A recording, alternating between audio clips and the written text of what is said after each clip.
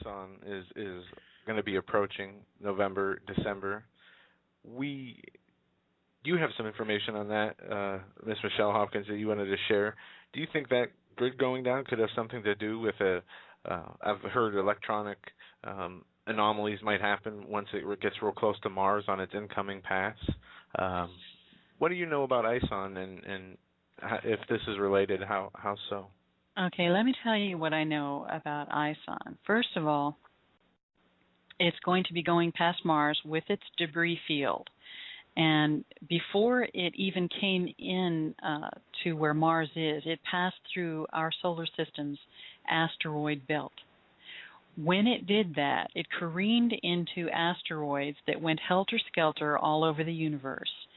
Some of them went forward in its path toward the world, toward the Earth. Some of them have already hit the Earth. They've already gone down through our atmosphere and burned up and whatnot. Some of them have hit terra firma. We just had a really spectacular view of one that came through our atmosphere and lit up nearly a third of the atmosphere. It was really, really spectacular from space. So we've got that debris coming at us already from the asteroid belt.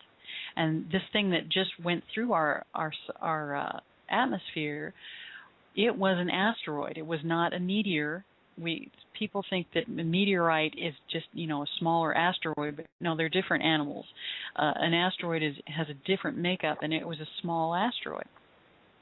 Well, it passes with its debris field in Mars in early November, right around November 10th.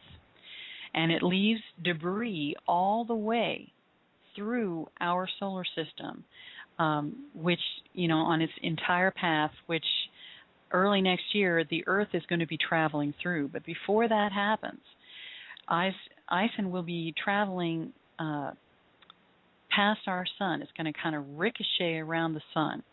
It passes several of our planets, and it will probably be throwing asteroids and other debris down on these planets as it goes by.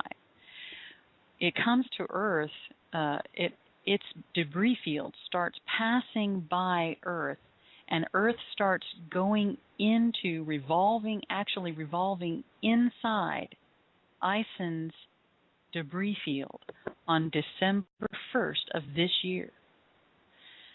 It begins to pass through the debris field. Now, during this time, the entire Earth is going to be affected. Now, we remember that the tail has picked up all these significant asteroids and debris and dust traveling through that asteroid belt. On December 8th, Ison itself passes by. Now, we should be able to really see a spectacular show from the comet. The comet is really huge, and it's even its tail. On the 16th of December, Ison will be fully past the Earth, but for 15 days, our Earth is going to be revolving in that debris trail for this huge comet. Wow. This debris field has asteroids and large debris, meteors, meteorites, dust, and all kinds of other debris that are going to be pelting the Earth. And there is one scripture that this reminds me of. It reminds me of the first trumpet. In the first trumpet, it talks about how that we're hit with this kind of debris, okay? And I'm trying to remember I pull it up here. Here it is. In Revelation 8, it talks about the trumpets, okay? And before the first trumpet sounds, it says, the angel took the censer and filled it with fire from the altar and hurled it on the earth. And there came peals of thunder, rumblings, flashes of lightning, and an earthquake. Now, Ison is pretty large. It could cause seismic activity, definitely flashes of lightning as these things come down through our atmosphere, rumblings and thunder possibly from those flashes of lightning. But the first trumpet says, the angel sounded his trumpet, and there came hail and fire mixed with blood, and it was hurled down on the earth. And when that happens, a third of the earth is burned up, a third of the trees are burned up, and all the green grass was burned up. And I've never seen an event in all of history that I'm aware of that this could actually have been fulfilled. In the debris field of Ison, I've seen it with my own eyes, what it looks like. This could be fulfilled. October 1st, 2013. Guys, we're looking at one of the newer images from Ison, and these are ground-based from Dr. Bruce Gary in Arizona.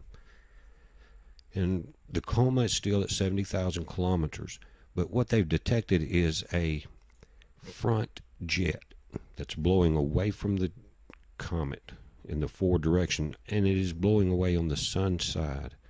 Now, those images, because he's teamed up with someone else, and on the analysis that they've done with it, is heavily copyrighted. So what I'm going to do is just link you over to Dr. Gary's site. Normally his aren't, but I guess because of the teamwork, but you can see where they're heavily stamped on copyright.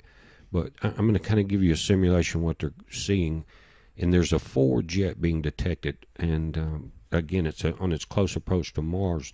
But on his website, they're showing some images that I haven't seen before that were from Hubble starting back in May. And it shows these forward jets. But again, though they're copyrighted, and that may be why we haven't seen them. It's a shame that Hubble's not showing us some of the things these other guys are getting. But again, they're pointing it out there, and you can see it more clearly. And we've watched something about on the inside of this comet, and they're saying there's a peculiar structure in that inner tail. Check the link out, guys, and come over, and some of you guys that stay on top of this, let me know what you think. Be safe.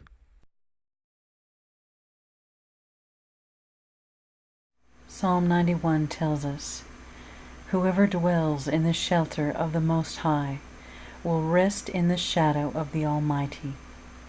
I will say of the Lord, He is my refuge and my fortress, my God in whom I trust." This is Rev. Michelle Hopkins. This is October 4th, 2013.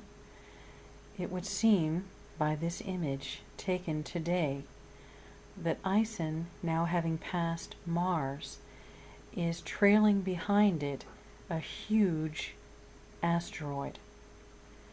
Now, this does not appear to be a star in the background behind Ison. Stars generally appear roundish and very bright, but the tail and the coma would be dousing that light quite a bit. In this image we see something not round but jagged and squarish, and the same color yellow as portions of Ison, particularly in the forefront of Ison. This is a visualization by Eyes on the Solar System, a NASA program, according to NASA's calculations, where Ison is in conjunction with Mars. On October 4th, 2013.